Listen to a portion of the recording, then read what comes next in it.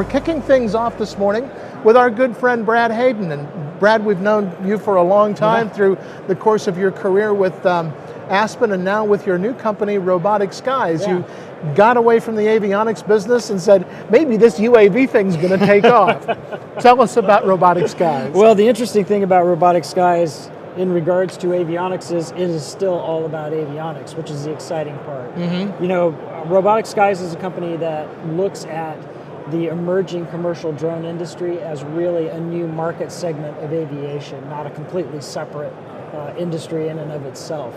So a lot of the skills that we have learned in aviation directly translate into supporting this new market segment. So it's very exciting for the whole industry. It's particularly though exciting for Robotic Skies.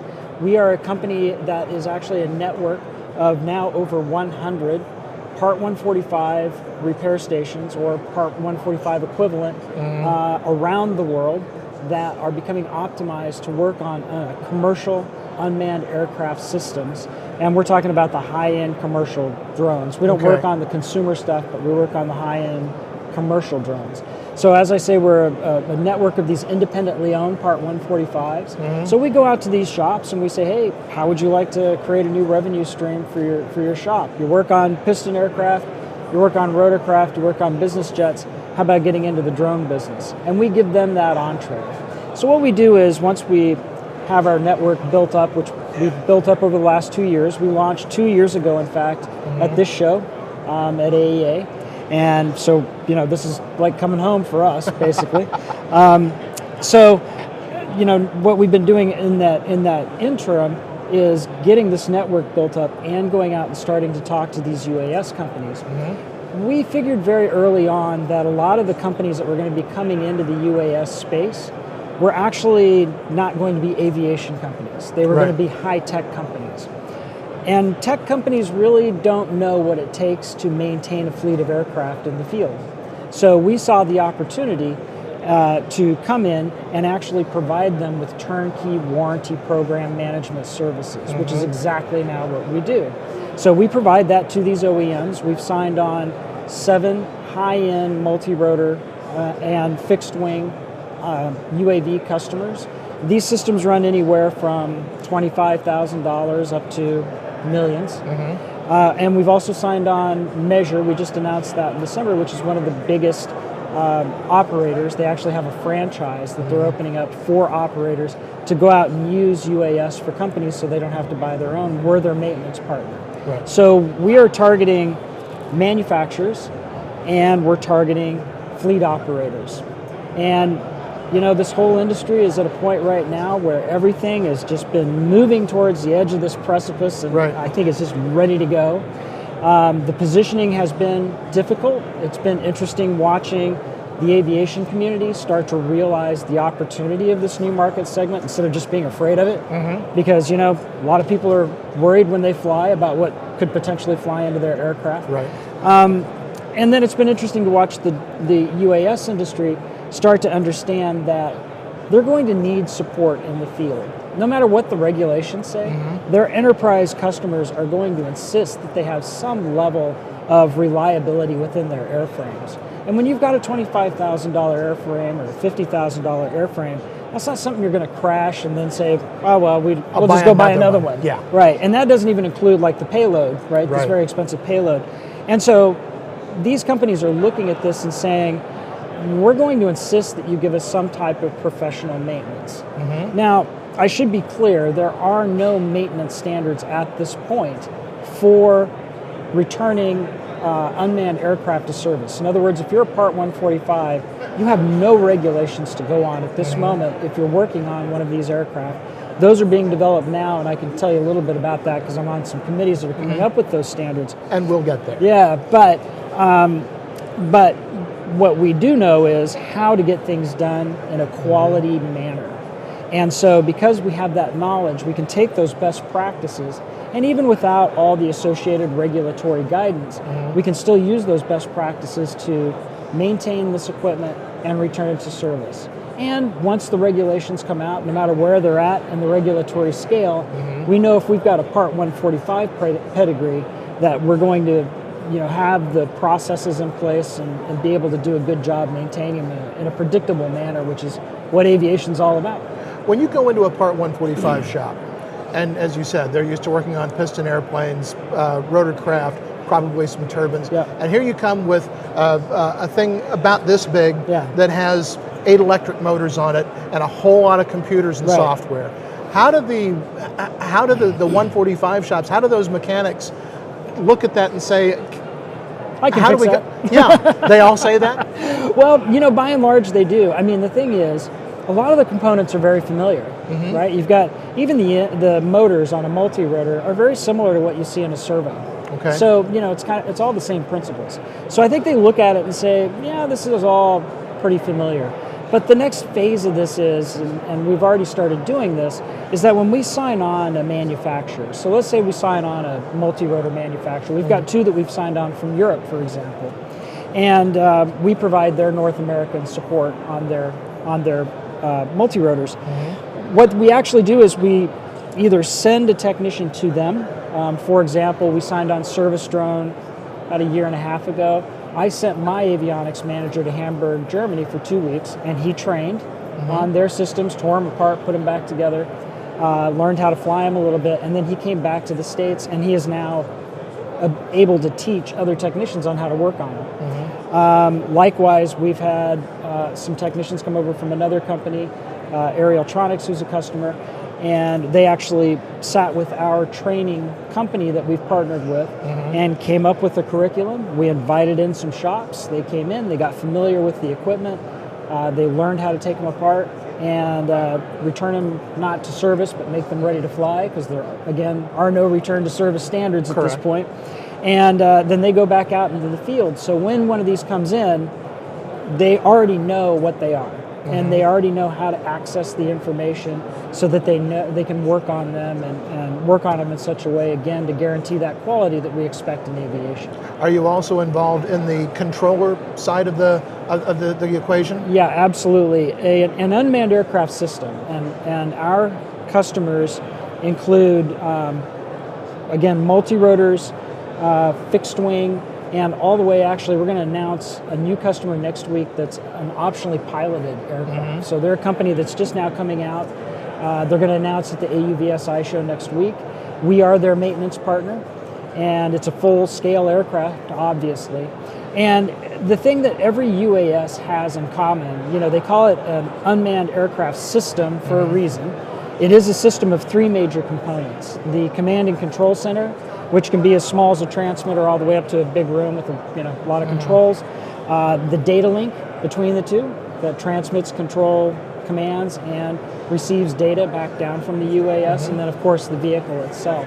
So we have to be able to work on all those components. And again, they're all natural fits for particularly avionics shops. You talked about being on several committees and looking at these regulations that are coming down the road. Where is the regulatory process as it applies to, we're all very familiar with the Section 333 and the whole thing with the consumer drones and the registrations, but you're working in a much different arena. So what is the FAA and EASA and some of the others looking at to be able to talk about how these things are flown, where they're flown, and then how they're maintained, and what happens after one of them crashes? Yeah, it's really at this point just all about trying to determine what the risks are. And like everything else, the potential damage it can cause if there's an incident. Equivalent level of safety is huge. This summer we will see Part 107 come out, at least I keep hearing that's going to come out. That's going to allow line of sight operations for small UAS under 55 pounds. Probably not over people. There is another advisory rulemaking committee that just met through the month of March and came out with some recommendations for the FAA in April. I have not been privy to all those recommendations. I mean, they're out there, but officially I don't think anybody's seen them. You're probably commenting on them or something. But at any rate, the FAA at the end of this, though, is going to do what the FAA is going to do. Right. So we don't know exactly how those rules are going to look, but once those rules come out for that line of sight operation, I think it's really going to break the dam open on this whole market. a couple of things. One is you're going to start seeing enterprises start to buy. So you no longer, hopefully, will need a pilot's license to be able to operate line of sight. And again, this is just line of sight. Beyond line of sight is a whole different story, Right. Different risk assessment. But at any rate, you'll have people out there being able to fly, use these for businesses. This is when you'll start to see utility companies send out an inspector and he pulls a multi-rotor out of the back of his trunk and goes and takes it up and looks at a power line or a cell tower or what have you. That's when we'll really start to see this mainstream start to take off. And the FAA understands that. The FAA has been, regulation is tough. And you have an industry that feels like the FAA isn't moving fast enough. You have the FAA that feels like industry is really pushing them too hard and sacrificing safety. When I see these dynamics going on, I figure the process must be working. Both parties are pissed, right? So the answer's somewhere in the middle. Right. So you don't want everybody to be happy because that means that something is probably weighted too much towards non-regulation or too much regulation. So taking that into account, I think, again, we'll see 107 come out and we'll start collecting data. That's what we need is data. What is the mean time between failures of these parts? How reliable is this equipment really? Before we start allowing beyond line of sight operations or flights over people with much bigger systems, what is the failure rate and where are the failure points? And what is a hard landing, to your point, what does a hard landing do to a multi-rotor? Right. Does it going to be okay, or at what point when it crashes or has that hard landing, do you need to take it back to the shop? We have to find the balance. If we over-restrict this industry, we will kill it. And I would also say that as far as the aviation industry goes, it's going to take a new mindset on the part of us in this industry. And the reason I say that is because we are so used to the way things are done now through the certification process, which is a good thing. It's based in safety culture, but of course it's changing with the Part 23 rewrite and things like that. But at any rate, we have to change our own paradigm on how to approach these different operations from a risk assessment standpoint, or somebody else will take this industry from us, or they'll take this market segment. And I can tell you it will be technology. Right. So it's really up to us, I think, to capitalize. You talk about collecting data, and Part 107 will also deal with the consumer drones, from what I understand.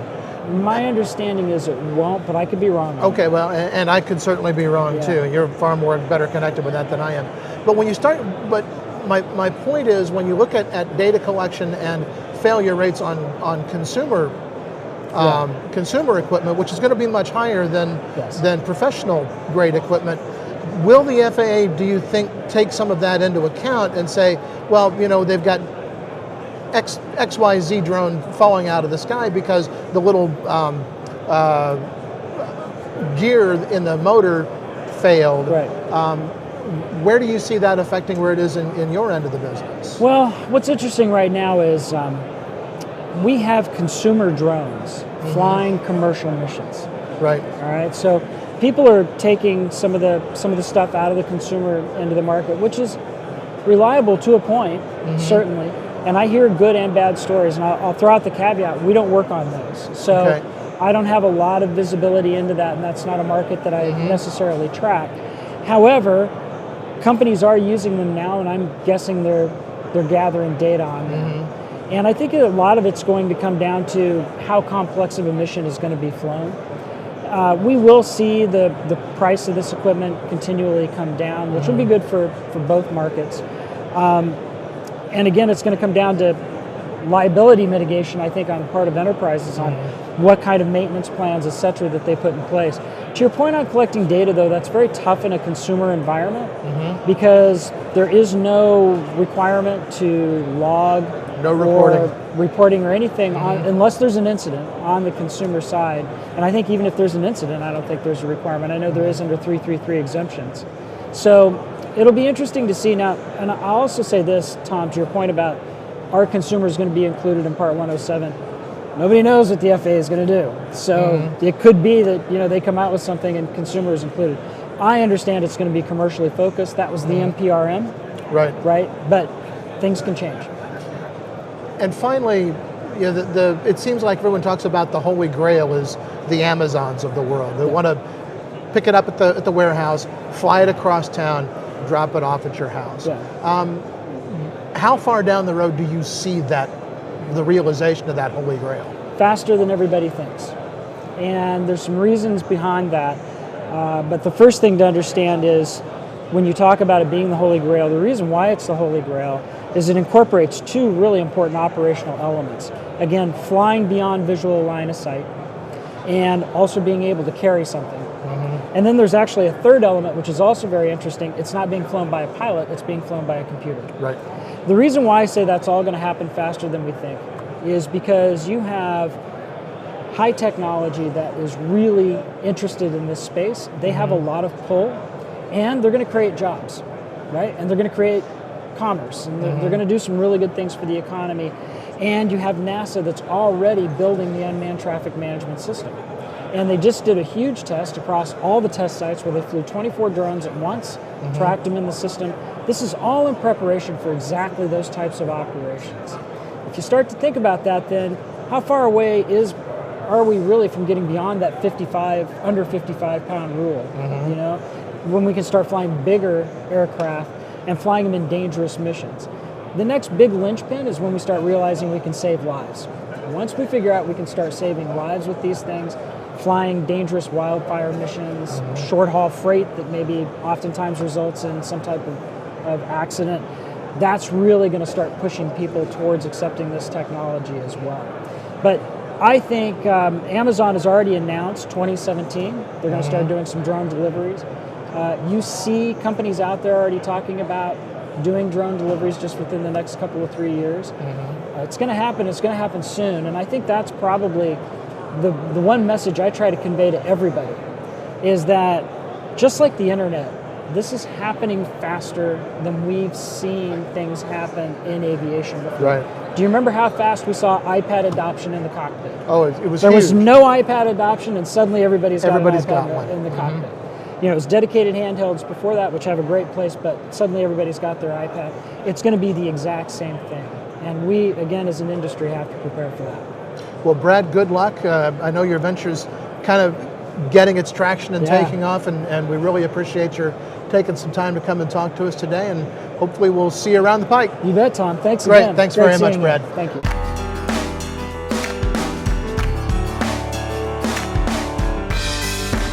Aero-News Network's coverage of the 59th Annual AEA International Convention and Trade Show, live from Orlando, Florida, is brought to you in part by the following sponsors.